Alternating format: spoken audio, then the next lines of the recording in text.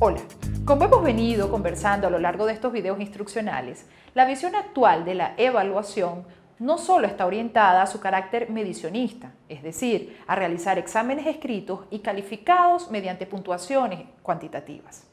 Además, muchas personas argumentan que las pruebas estandarizadas ignoran la importancia del conocimiento holístico y la integración de todo el conocimiento. En este sentido, el docente de hoy se encuentra frente a un reto importante, que es el de desarrollar estrategias de evaluación que respondan a una interpretación del conocimiento y a una transferencia de dicho conocimiento a otros contextos. Es por ello que en este video vamos a revisar algunas técnicas e instrumentos asociados a la evaluación alternativa. Algunos expertos sostienen que la evaluación alternativa está enfocada más hacia el proceso que al resultado, concentrándose en el crecimiento del individuo. También dicen que destaca las fortalezas de los estudiantes en lugar de las debilidades. La variedad de sus opciones permiten tomar en consideración los estilos de aprendizaje, las capacidades lingüísticas y las experiencias culturales y educativas. A continuación, vamos a abordar algunas técnicas alternativas de evaluación que podrían ser consideradas en las técnicas informales y semiformales, donde las técnicas asociadas son la observación y el registro. Las técnicas que vamos a abordar son los mapas, el método de casos, proyectos, diario y portafolios. Comencemos con los mapas. Los mapas son representaciones mentales. Es la imagen que las personas se forman acerca del significado de un conocimiento. Una misma información puede ser representada de muchas maneras, ya que refleja la organización cognitiva, individual o grupal, dependiendo de la forma en que los conceptos o conocimientos fueron captados. Esto hace que se dificulte un poco su evaluación, sobre todo si se quiere hacer comparaciones entre individuos o grupos de individuos. Un mapa conceptual es una forma visual de representar las relaciones entre las ideas o conceptos. De esta manera se muestran explícitamente las relaciones más relevantes entre este conjunto de conceptos. Esta relación se representa por medio de las frases de enlace que forman las proposiciones. Desde el punto de vista didáctico, los mapas conceptuales son una técnica de aprendizaje, de enseñanza y también de evaluación, cuya función es ayudar en la comprensión de nuevos conocimientos para el estudiante y su relación con otros que ya posee. Un mapa mental, por su parte, consiste en una representación en forma de diagrama que organiza una cierta cantidad de información.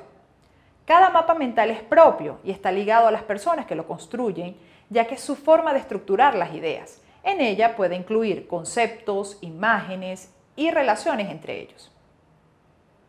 En pantalla vemos un ejemplo de un mapa conceptual y de un mapa mental. Vemos las diferencias entre ellos, donde en el mapa mental no necesariamente se construye un concepto propiamente dicho, sino las ideas asociadas a un concepto en particular o a un fenómeno. Para calificar los mapas se puede hacer primero un análisis del aspecto cualitativo, enfatizando lo preciso y válido del procedimiento representado. Algunas preguntas que pueden servir para realizar la evaluación son las que ofrece Selig 1998. Estas son: ¿están expuestos los conceptos más importantes? ¿Las uniones son aceptables? ¿Hay suficiente cantidad de jerarquías y uniones cruzadas? ¿Algunas de las proposiciones sugeridas son errores de pensamiento significativos? ¿Han cambiado los mapas a lo largo del curso? Una calificación cuantitativa puede ser orientada por algunas de las preguntas ya expuestas y repetir la calificación total entre la mención de una cantidad mínima de términos o conceptos por cada relación correcta, válida y significativa de acuerdo a los términos y conceptos utilizados, la jerarquía o diagrama elaborado es válido, suficientes cruces y relaciones horizontales y verticales, el uso de ejemplos, los recursos también que se han utilizado. La evaluación con la utilización de mapas no se recomienda si el docente no incluyó la construcción de estos durante las actividades de clase, ya que su elaboración implica una tarea cognitiva que requiere entrenamiento. El método de casos o casos de estudio.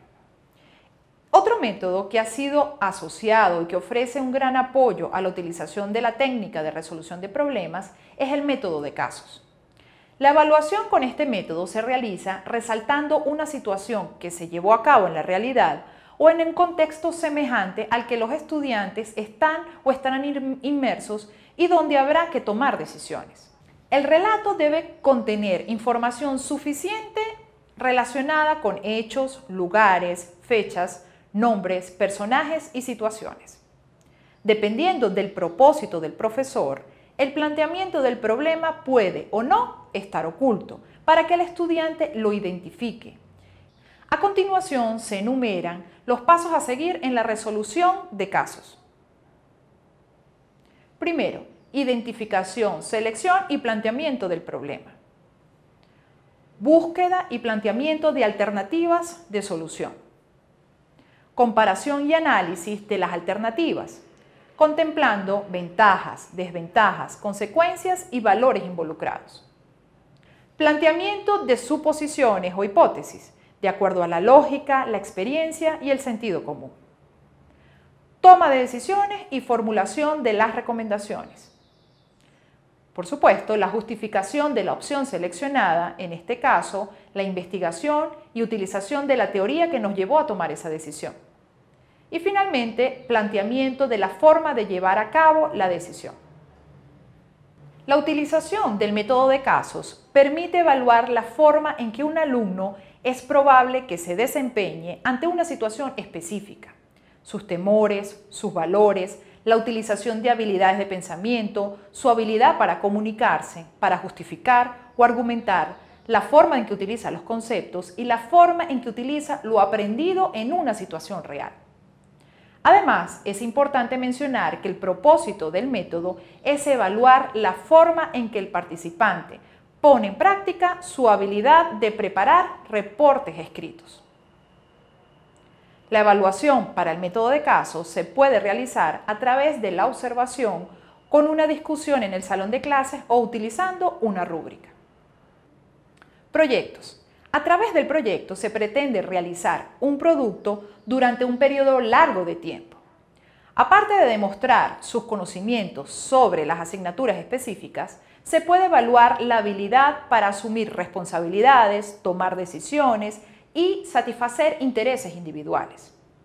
El profesor le puede proporcionar al alumno o a los alumnos, si es el caso de que sean equipo, algunas recomendaciones para asegurar la realización adecuada del proyecto, como son definirle el propósito del proyecto y relacionárselo con los objetivos instruccionales, darles una descripción por escrito de los materiales que pueden utilizar, los recursos necesarios, las instrucciones y los criterios de evaluación. También podemos promover la creatividad a través de los proyectos. ¿De qué manera? Dejándoles un poco la toma de decisiones a los estudiantes y limitando un poco las instrucciones que se les va a dar. Un ejemplo de un proyecto podría ser: los alumnos pueden diseñar y construir un aparato mecánico de acuerdo a un diseño breve que describa las especificaciones técnicas. Debe demostrar que trabaja y explicar ante un panel de jueces cómo trabaja y por qué tomó ciertas decisiones en el diseño. Entonces, ¿cuáles serían las instrucciones? Diseñar un aparato que levante y baje objetos pesados y los ponga en un lugar específico. La prueba funcional requiere que demuestre que trabaja en un periodo de 4 minutos. Aquí vemos que se les dan las indicaciones y algunos criterios que se esperan que cumpla el proyecto que van a desarrollar los estudiantes. En este ejemplo, el proyecto se puede evaluar en 2 niveles: la calidad de la presentación oral y la calidad del producto propiamente dicho. En la presentación oral se puede evaluar en términos de la profundidad de comprensión de los principios y mecanismos que fundamentan el proyecto y también la claridad de la presentación. El producto, por su parte, puede ser evaluado en términos de economía del diseño, forma en que se está elaborando y el ensamblaje de sus partes, estética, creatividad, control o estabilidad del aparato. Fíjense la cantidad de criterios que se pueden valorar haciendo uso de un proyecto como este. Ahora veamos la técnica del diario. El uso del diario se centra en la técnica de observación y registro de los acontecimientos. Se trata de plasmar la experiencia personal de cada estudiante durante determinados periodos de tiempo o durante determinadas actividades. La experiencia de escribir en un diario permite a los estudiantes sintetizar sus pensamientos y sus actos, al ir adquiriendo más datos para ese diario. El registro puede contener la elaboración de un objetivo, con el cual hacer comparación una vez que se haya alcanzado. Además, permite que el evaluado o el estudiante tenga una idea desde el principio de lo que sucederá durante el tiempo. También se espera el registro de la forma en que se va gestionando la clase, con el propósito de irle dando seguimiento al proceso, al alcance de las actividades, a su participación en ellas y en la dinámica de los grupos, entre otras actividades que se generan en el aula. Uno de los aspectos más importantes por registrar se refiere a los comentarios sobre su propio progreso, tanto académico como actitudinal y de habilidades también. Sobre todo, el proceso seguido para el logro de ese progreso propiamente dicho.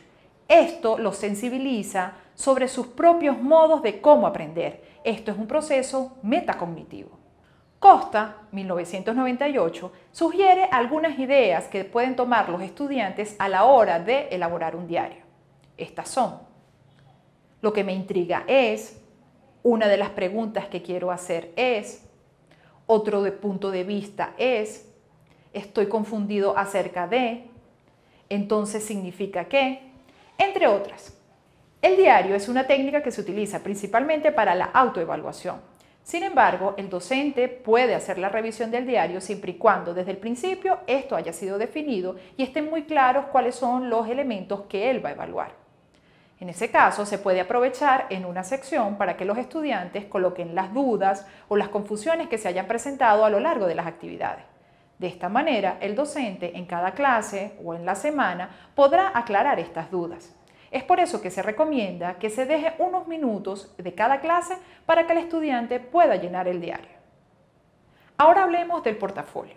El portafolio es una modalidad de evaluación y su uso permite ir monitoreando la evolución del proceso de aprendizaje por parte del profesor y del estudiante, de tal manera que se puedan ir introduciendo algunos cambios en este proceso. Es una forma para recopilar la información que demuestra las habilidades y logros de los estudiantes, cómo piensa, cómo cuestiona, cómo analiza, sintetiza, produce o crea, y también cómo interactúa de manera intelectual, emocional y social con los otros. Es decir, permite identificar los aprendizajes de conceptos, procedimientos y actitudes de los estudiantes, es decir, permite valorar toda una competencia. Se puede utilizar en forma de evaluación, coevaluación y autoevaluación. Veamos ahora lo que Medina y Verdejo, 1999, recomiendan para la elaboración de un portafolio. En primer lugar, es importante definir el propósito que tendrá este portafolio. Luego, es necesario seleccionar el contenido y la escritura. También decidir cómo se va a manejar y conservar el portafolio. Establecer los criterios de evaluación y comunicar los resultados a los estudiantes. Componentes de un portafolio. En primer lugar, hablemos del propósito. Como docentes, podemos hacernos algunas preguntas para definir el propósito de un portafolio. Estas pueden ser: ¿cuál es mi visión de éxito para mis estudiantes? ¿Qué debe ir en un portafolio? ¿Cuándo? ¿Cómo se verá? ¿Qué preguntas debe responder el estudiante sobre los ítems seleccionados? ¿Qué preguntas debe hacer el estudiante? ¿Qué preguntas debe hacerse el profesor? ¿Quién más debe estar involucrado en la evaluación del portafolio? ¿Otros estudiantes, otros maestros, algunos expertos, los padres? Respondiendo a estas preguntas, podemos definir el propósito que esperamos para el portafolio. Otro componente del portafolio son las evidencias. Cada una de las evidencias debe organizarse de tal manera que demuestre la evolución para alcanzar la meta o el propósito del portafolio. Los tipos de evidencia pueden ser documentos de trabajo normal, de grupo, desde actividades de clase hasta trabajos realizados por iniciativa propia. Reproducciones que incluyen hechos que normalmente no se recogen, por ejemplo, grabación de algún experto en el área. Testimonios. Los testimonios son documentos sobre el trabajo del estudiante preparados por otras personas. Por ejemplo, comentarios llevados a cabo por personas involucradas en el proceso formativo del estudiante. Producciones elaboradas por el estudiante en donde esté explícita las metas del portafolio. Incluye las reflexiones que se llevan a cabo mientras se elabora, se organiza o se evalúa el portafolio para proponerlo a evaluación. Los documentos que se incorporen dentro del portafolio deben ir acompañados con unos pequeños informes donde se explique qué son y por qué son considerados evidencia. Respecto a las evidencias, es importante comentar lo que Peterman dice sobre algunas cosas que pueden favorecer el proceso de evaluación de estas mismas evidencias. Evidencia de un cambio conceptual, identificando las huellas de los cambios en sus concepciones de las ideas que se han visto en clase. Cuándo ocurrieron los cambios, a qué se atribuyen estos cambios y qué hizo para que estos cambios ocurrieran. Evidencia de crecimiento o desarrollo, en donde ordenando una serie de trabajos puede observar la secuencia del aprendizaje, qué aprendiste y cómo lo aprendiste. Evidencia de reflexión, en donde el alumno se puede hacer una secuencia de preguntas en que son similares o diferentes. ¿Cómo se alteró tu percepción? ¿Cómo cambió tu comprensión? Evidencia de toma de decisiones, encontrando un ejemplo que demuestre su capacidad para ver los factores que impactan las decisiones que realiza. ¿Qué factores discutiste o pensaste? ¿Qué más necesitas para saber o tomar diferentes decisiones? ¿Qué información requieres para apoyar las decisiones que tomaste? La evaluación del portafolio, como ya hemos mencionado, es realizada tanto por el docente como por el estudiante. En el caso del estudiante, esta evaluación inicia en el mismo momento en que toma la decisión sobre cuál evidencia incluir o no dentro del portafolio. Podemos apoyarlo diciéndole que incluya una evidencia que le guste y una que no le guste, y también haciéndole preguntas de por qué le gusta una o por qué le gusta la otra, por qué es mejor una y por qué es mejor la otra. En estos aspectos, el estudiante se va autoevaluando sobre el proceso de aprendizaje que ha adquirido a lo largo de la asignatura. A continuación, se presenta un ejemplo de propuestas de criterios de evaluación de portafolio. En primer lugar, calificación por criterios. Cada pieza de evidencia se calificará de acuerdo a la siguiente escala. Un puntaje 0 cuando no hay evidencia, es decir, no existe, no está claramente identificada o no hay una justificación de por qué se encuentra la evidencia en el portafolio. Un puntaje de 1 cuando la evidencia es débil, es decir, es inexacta, falta en comprensión y la justificación es insuficiente.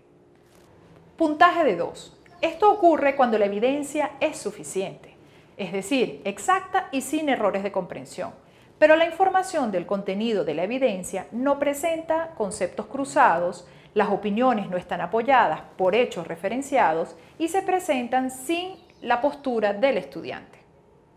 Un puntaje de 3. Esto ocurre cuando la evidencia es fuerte, es decir, es exacta y claramente indica comprensión e integración de contenidos a lo largo de cierto periodo de tiempo o de todo un curso. Las opiniones y posturas son claramente apoyadas por hechos referenciados. Ya hemos visto las técnicas de evaluación alternativa. Estas se utilizan por lo general en las técnicas informales y semiformales de evaluación. Ahora veremos los instrumentos que se asocian a estas técnicas. En primer lugar, hablemos de la lista de cotejo.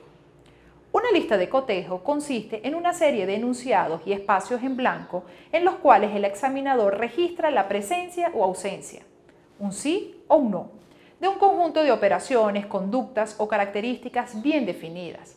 La lista de cotejo u hoja de control sirve tanto para la evaluación de los procesos como de los resultados.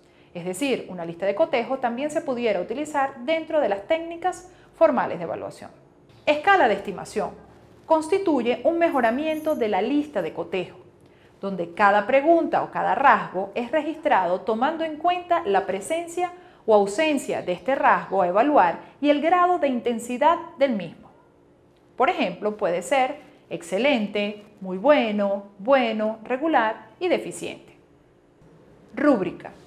Se puede describir como una escala múltiple, pues contiene los elementos a evaluar y en cada uno de ellos la descripción de los diferentes grados o niveles de realización o desempeño, los cuales se encuentran ubicados en dos polos formados por la ejecución novata en un extremo y por la ejecución experta en el otro. También podemos tener los registros, que pueden ser descriptivos, anecdóticos y de entrevista. En el material complementario vamos a tener ejemplos de cada uno de este tipo de registros, así como también ejemplos de la rúbrica. En este video hemos visto un conjunto de técnicas e instrumentos alternativos dentro de la evaluación, los cuales le permiten al docente enriquecer su planificación de la evaluación. De esta manera poder generar una evaluación que contemple aspectos cualitativos y cuantitativos, es decir, una evaluación integral.